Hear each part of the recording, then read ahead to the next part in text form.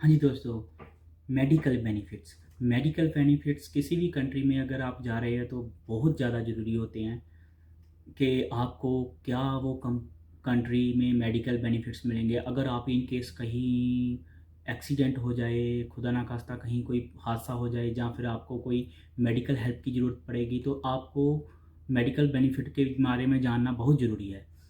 तो आइए दोस्तों, आज की इस वीडियो में हम बात करने जा रहे हैं रोमेनिया में आपको कौन कौन से मेडिकल बेनिफिट मिलते हैं।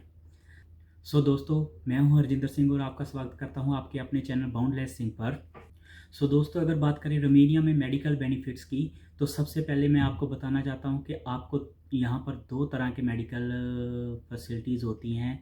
एक तो जो आती है आपकी जनरल मेडिसिन फैसिलिटी और जनरल डॉक्टर की फैसिलिटी, और एक आती है वर्क रिलेटेड मेडिकल की फैसिलिटी। आज की इस वीडियो में हम दोनों टॉपिक डिस्कस करेंगे। सबसे पहले बात करते हैं जनरल मेडिसिन की और जनरल मेडिकल बेनिफिट्स की। अगर आप रोमेनिया में नए आए हैं, जहाँ फिर आने की तैयारी हो रही है, तो आपको मैं बता दूं कि अगर आपने कोई भी मेडिकल बेनिफिट लेना है तो आपके लिए ये जानना ज़रूरी है कि जब आप रोमेनिया में नए आते हो तो आप जिस भी कंपनी में जॉब करने जाते हो, वो कंपनी आपके टैक्स पे करती है। तो 6 महीने के टैक्स पे होने के बाद आपको एक सरकार की तरफ से फैसिलिटी मिलती है कि आपको एक फैमिली डॉक्टर मिलता है। तो उस फैमिली डॉक्टर के बारे में आपको आपकी कंपनी बताएगी, क्योंकि वो वही फैमिली डॉक्टर होगा जो आपकी अकोमोडेशन के पास में किसी क्लिनिक में अवेलेबल होगा। 6 महीने तक आपको प्राइवेट मेडिकल पर डिपेंडेंट रहना पड़ता है, बट 6 महीने के बाद आपको एक सरकार की तरफ से बेनिफिट मिलता है गवर्नमेंटल क्लिनिक में एक फैमिली डॉक्टर का। उसके पास आप कभी भी जा सकते हैं, आपको हर तरह की गाइडेंस उनसे फ्री मिलेगी। आपको प्रिस्क्रिप्शन वगैरह आपसे जो भी वो कंसल्ट करेंगी बिल्कुल फ्री ऑफ कॉस्ट होगा। आपसे कुछ भी पैसा चार्ज नहीं करेंगी। वही आपके सारे डॉक्यूमेंटेशन रेडी करेंगी, मेडिकल रिलेटेड आपको मेडिकल लीव वगैरह सब कुछ उन्होंने ही करना है। वही फैमिली डॉक्टर हैं जो आपके लिए सारे जनरल मेडिकल रिलेटेड काम आपके लिए करेंगी। उनकी आपको हर स्टेप में हर जगह पर ज़रूरत पड़ती रहेगी। जब भी आप 6 महीने पुराने हो जाए रोमेनिया में आने के बाद, तो अपनी कंपनी से बात कर कर आप उनसे पूछें कि आपका कौन सा फैमिली डॉक्टर है, ताकि आप उनसे बात मिल सकें। और जब भी आपको ज़रूरत पड़े तो आप उनसे कंसल्ट कर सकें। आपको कोई भी फिज़िकल प्रॉब्लम होती है, कोई मेडिकल प्रॉब्लम होती है, आप जनरल डॉक्टर के पास जाते हैं तो वो आपको प्रिस्क्रिप्शन लिख के देता है। वो प्रिस्क्रिप्शन आपने फार्मेसी या मेडिकल स्टोर से ख़रीद लेनी होती है। प्रिस्क्रिप्शन की बात करें तो दो तरह की होती है। एक तो जेनेरिक प्रिस्क्रिप्शन होती है और एक थोड़ी महंगी एंटीबायोटिक वगैरह जहाँ महंगी प्रिस्क्रिप्शन होती है, जो अगर आपकी कोई भी डिसीज़ के हिसाब से डॉक्टर लिख कर देता है, तो जो तो जेनेरिक होगी वो साफ किसी पेज पर लिख कर दे देगा। और अगर आपकी कोई महंगी वाली मेडिसिन होगी जो जिस पर इंश्योरेंस मिलेगा आपको, वो एक अलग से पेपर देगा, उस पर बार कोड होगा, तो वो आपने फार्मेसी में देना है। फार्मेसी को बोलना है कि मुझे यही मेडिसिन चाहिए। तो उस पर कई बार क्या होता है कि फार्मेसी जो है ना, उसका सब्स्टिट्यूट दे देती हैं उस मेडिसिन के, जैसी दूसरी कोई मेडिसिन दे देती है जिस पर आपको इंश्योरेंस नहीं मिलता, तो आपको पैसे पे करने पड़ते हैं। तो आप फार्मेसी बोलिए कि जो मेडिसिन मेरे फैमिली डॉक्टर ने लिख कर दी है, जो बार कोड वाली मेडिसिन है वही दो। तो वो आपको अगर 100 रुपये की मेडिसिन होगी तो 100 ले की मेडिसिन होगी तो 1-2 ले में ही मिल जाएगी। और अगर बात करें जेनरिक मेडिसिन की, तो वो इतनी महंगी नहीं होती है। 5-10 ले में, 20 ले में, जितनी भी कीमत होगी इससे ज़्यादा नहीं होगी। तो ये तो हो गई दो तरह की medicine.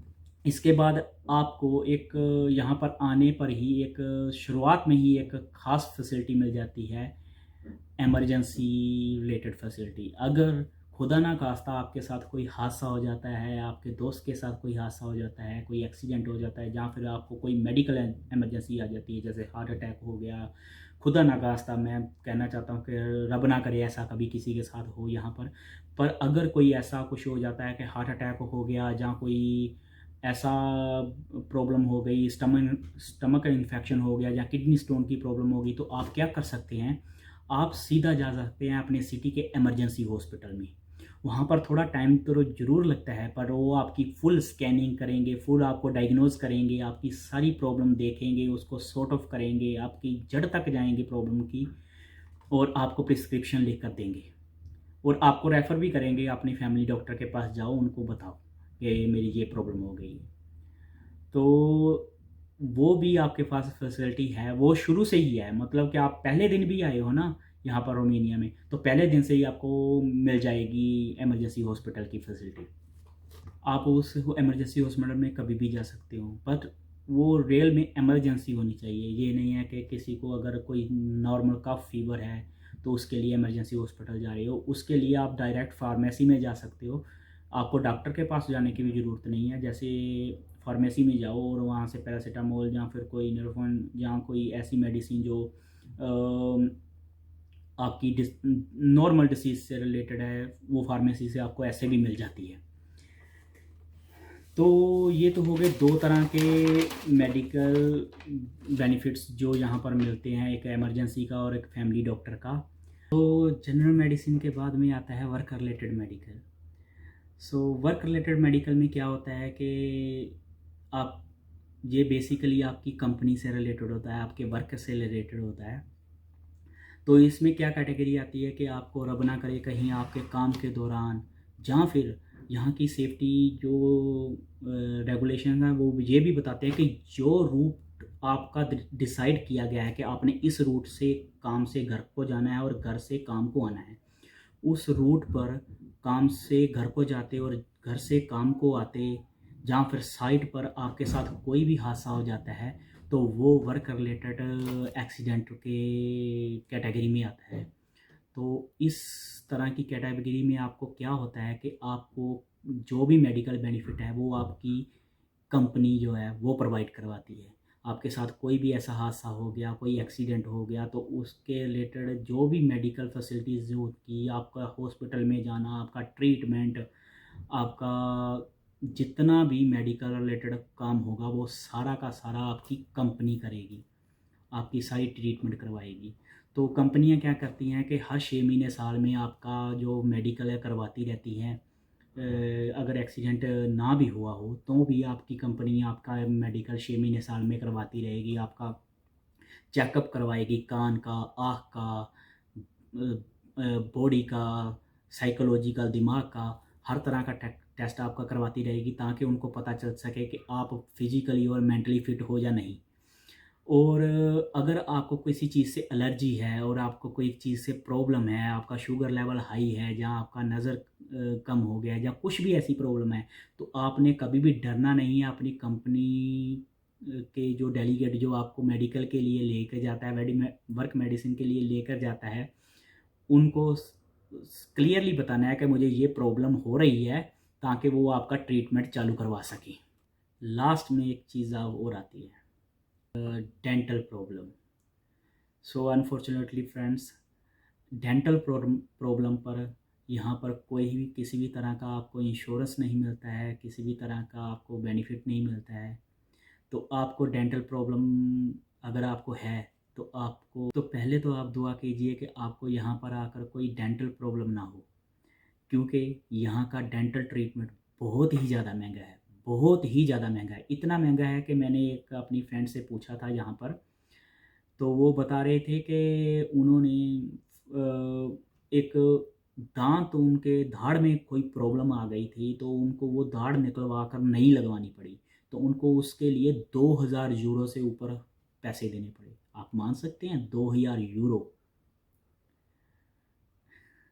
Can you imagine? 2000 euro में हम इंडिया जाकर अपना पूरा का पूरे दांत लगवा कर वापस आ सकते हैं, इतना मतलब काफ़ी महंगा है। तो बाकी ये क्लिनिक पर भी डिपेंड करता है, क्वालिटी पर भी डिपेंड करता है कि आप किस क्वालिटी का दांत लगवाना चाहते हो सकता है इससे सस्ते भी मिलते हो। तो मैंने उनका इसलिए मेंशन किया क्योंकि मुझे उनसे इस चीज़ के बारे में पता चला था। तो कोशिश कीजिए आप अपने दांत वगैरह इंडिया से चेक करवा कर आएँगे, उनमें कोई प्रॉब्लम तो नहीं है, कैसा भी है। और टेटनस का इंजेक्शन ज़रूर लेकर आएँ, क्योंकि कई बार क्या होता है कि मेडिकल यहाँ पर आप काम करते हैं साइट पर, आपको हल्का-फुल्का लोहा लगता रहता है, तो उसके लिए आपको बेनिफिट हो जाता है कि अगर आपने टेटनस का इंजेक्शन लिया हो वहाँ से। क्योंकि वहाँ से तो इजीली आपको मेडिकल स्टोर से टेटनस का इंजेक्शन लेना है और किसी भी लोकल डॉक्टर से लगवा लेना है। पर यहाँ पर प्रॉब्लम क्या है, यहाँ पर आपको पहले डॉक्टर से अपॉइंटमेंट लेनी पड़ेगी, नए आए हो तो अपॉइंटमेंट लेनी पड़ेगी, अगर पुराने हो गए हो 6 महीने से ऊपर हो गया है तो फैमिली डॉक्टर को पूछना पड़ेगा, उनसे लिखवाना पड़ेगा, फिर वो ख़रीदना पड़ेगा, ख़रीद कर लाना पड़ेगा, फिर फैमिली डॉक्टर लगाएगा, तो काफ़ी लंबा प्रोसेस है। उससे अच्छा है कि आप इंडिया से लगवा कर आएँ तो अच्छा रहता है।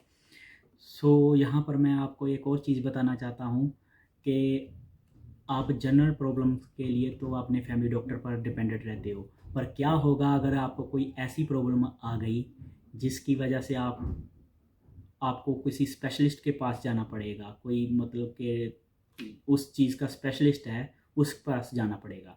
तो आप क्या करेंगे? मान लीजिए फॉर एग्ज़ाम्पल आपको कोई ऐसी प्रॉब्लम आ गई है कि आपकी आई में इन्फेक्शन आ गया, या चमड़ी की कोई प्रॉब्लम आ गई, स्किन रिलेटेड प्रॉब्लम आ गई है, तो आपने डर्मेटोलॉजिस्ट के पास जाना है।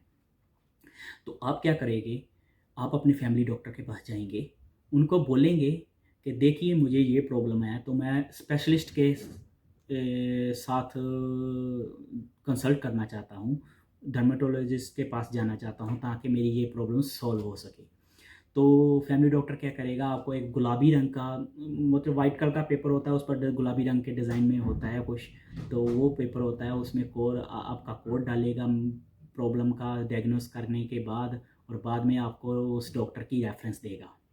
तो आपने क्या करना है, वो पेपर लेना है, जिस डॉक्टर का रेफरेंस दिया है, जिस डॉक्टर का एड्रेस दिया है, उस डॉक्टर के पास जाना है और कंसल्ट करना है।